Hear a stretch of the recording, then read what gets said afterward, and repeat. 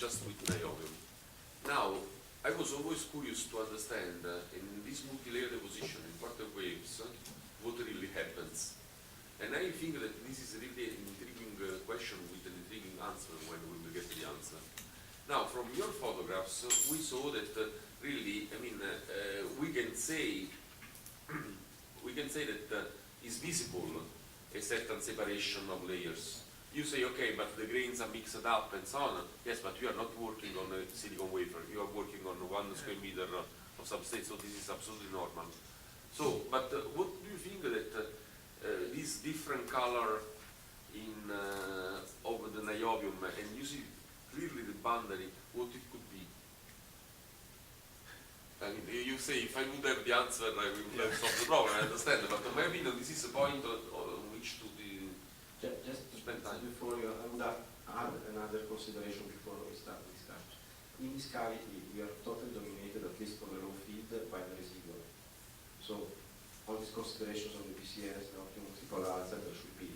We are trying to get a decent morphology to kill all these voids, etc. I don't know if you agree on this. Yeah, sure. So, but now, if you want to answer. So the separation is visible. It's That's what I mean. We don't know what it is, but it's visible. yeah, but it's not really 100% sure that it's really this separation. I have some belief that it is, but I mean the SEM and FIB specialists, they are not that convinced about it. That's why we really, I mean, the next step is really to work on this number 4 sample to But what do you mean? This photograph that you show, it's only one location, or maybe you have a general all over the cavity with different sizes? You have no, I mean, multi-layer structure. for this first layer now, Yeah. I think it's more or less clear that we can see them. But now, if we can see them up to the top of the layer, Okay. this is what we will investigate Okay. soon, and also the interface between the two of them from composition point of view.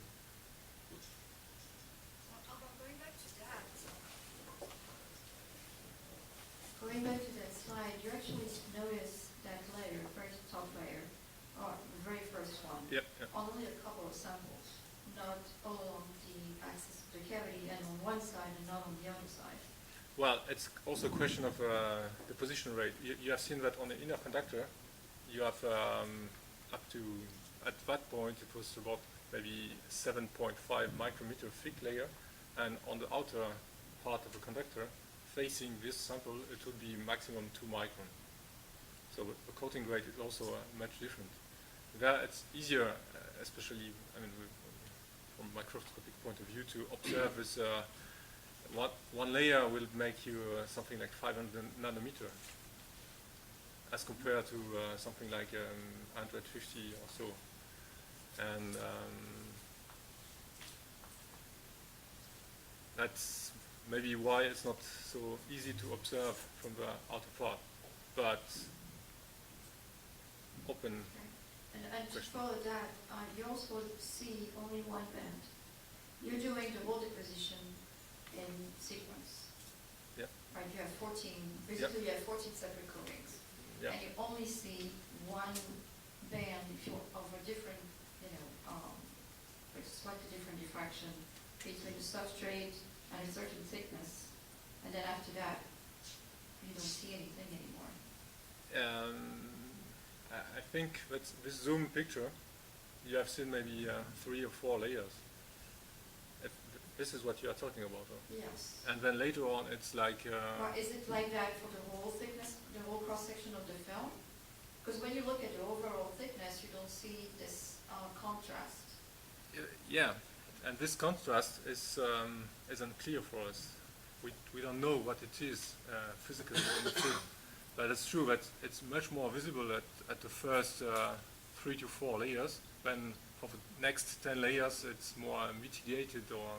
But do you see some kind of a different, even if it's slight and maybe you didn't show it, but do you see a difference in contrast within the thickness, as you go further and further from the substrate? I would say towards the top?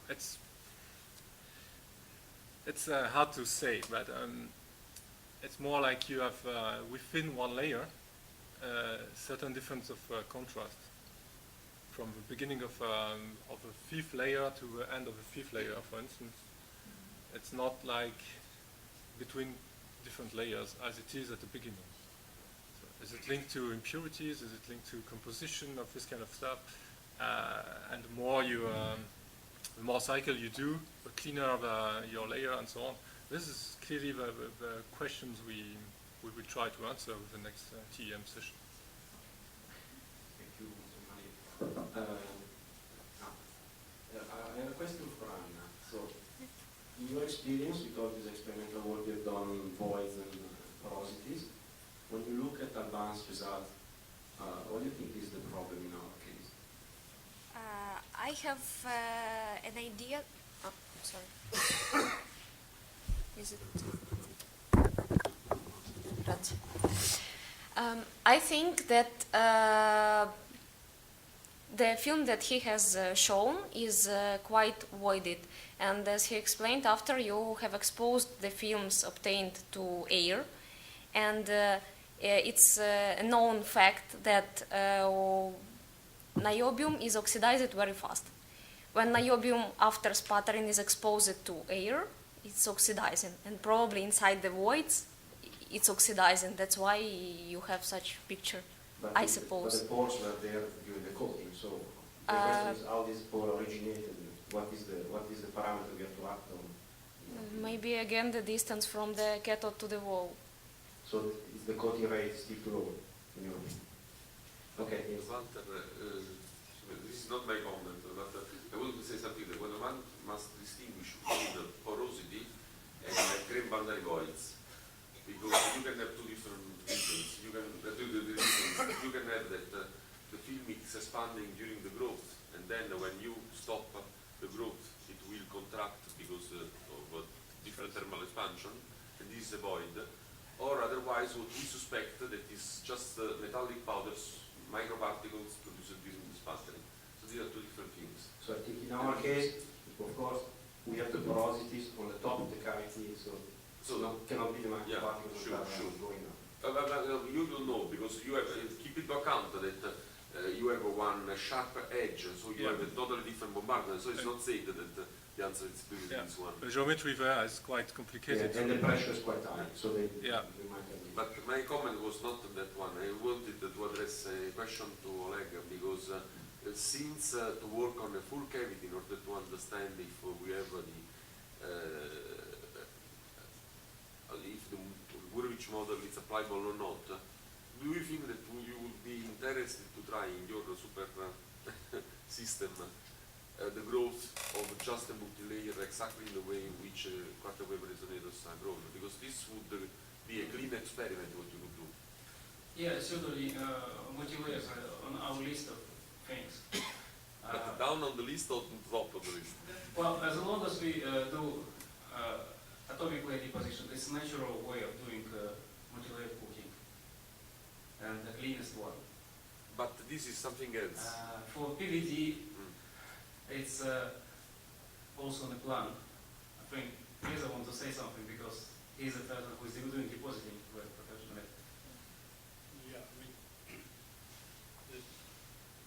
at some stage we would like to see the difference between PVD and ALD. So it is part of the plan to, we have two students which are doing it, so they collaborate together. So it's not the first consideration for a PVD to do them all together. But if this ALD is quite successful, in that case, to check it with the difference between PVD, then it will be done. Yeah, but Reza, sorry, if you will give a PhD thesis to a student about difference between PVD, pulsed PVD and ALD, it will be certainly an excellent thesis, because nobody has studied the comparison between ALD and PVD. But here there is just another problem, that is that if we want to work together and we want to survive, there is a necessity, in my opinion, to focus on a problem that prevents cavity put inside an accelerator. And so, in my opinion, if you would look your priority and you would consider, for example, the possibility to sputter exactly in the same way in which the bias coating is done and with waiting, bringing the how to say the temperature up and then waiting down and then going to cycle the position, I think that you would provide a good service to the community. It's no problem, we can do that straight away, it's not, doesn't, I mean, yeah, we can do it. We can put it in our program. I also have a question on the same lines. Sorry. No, I just want to add that what you mentioned, there are two different things. The procedure of deposition, how we can mock the procedure with temperature variation, is different from multi-layer program. Sure. So Sure. technically both doable, and it's within our possibilities and abilities. Just probably just sit together and summarize what are hot topics we want to cover, and we can see what we can do in the lab. We can always deviate from the plan that we have, because we have the PhD program separate than what we are interested in. So we can always add more things. But it's a little deviation. I have a direct question. Which of the two, ALD or QD, is which of the two techniques that you are considering you see as more difficult to engineer to a real cavity, to a real cartigione? Well, I think, I personally think to achieve the very good conformity of the thickness all over, I'm hoping that ALD would give me that. That's why I sort of ventured in that sense. So, but it takes time to get the right composition with the precursors. Clear. I can comment on that, because I'm also working on a topic. The problem with the good thing with the ALD is it's perfectly conformal. So if we goes everywhere, whatever the shape of the cavity, no shading effect, no orientation effect. But it tends to produce amorphous films, so TC could be an issue to have the proper structure and TC could be an issue. Also, I had a suggestion about your contrast, because part of this contrast comes from electron diffraction, part comes from the mass of the atom there. So by changing the orientation toward the vector, secondary emission vector, you can change the contrast and check if it's one crystalline matrix effect or infinity effect. Yeah. So anybody wants to comment on this? Each of us.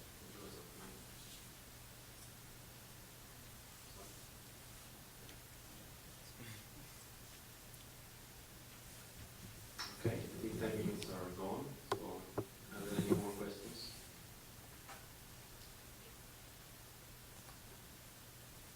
Okay, so you seem to say that there is no question. Before coffee break, we will have time to do the workshop photograph. So you can come all together here. Okay, so let's close the session. I'd like to thank again all the speakers.